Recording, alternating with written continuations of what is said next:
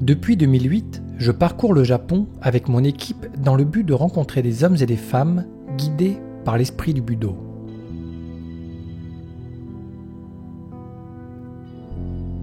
Le Japon est un pays à part, lié intimement à ses traditions et ses notions de bien faire.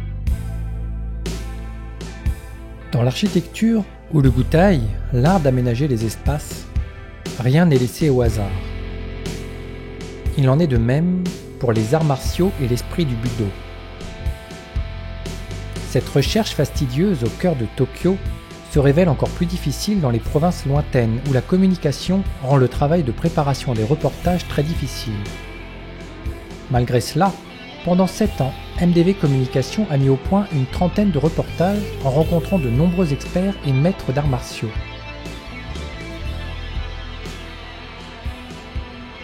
Pour cela, il a souvent fallu quitter la capitale et affronter des heures de train ou de marche. Parcourir les montagnes du Nord, naviguer jusque dans les îles du Sud, ou encore gravir les 1000 marches de Yamadera.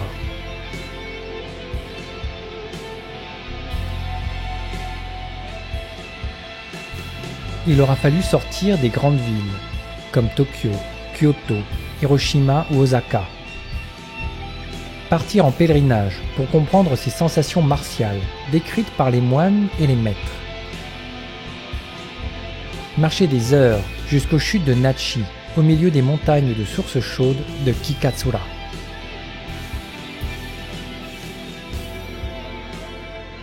Sans oublier les lieux incontournables du Japon qui représentent une part capitale de son histoire martiale.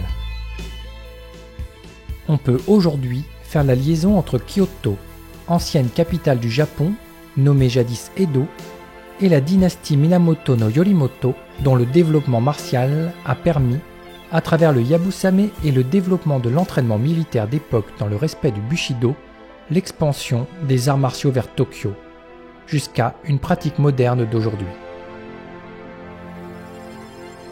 Au Japon, les arts martiaux sont partout et sont connectés à la méditation, afin de faire grandir son esprit et ôter toute peur de la mort.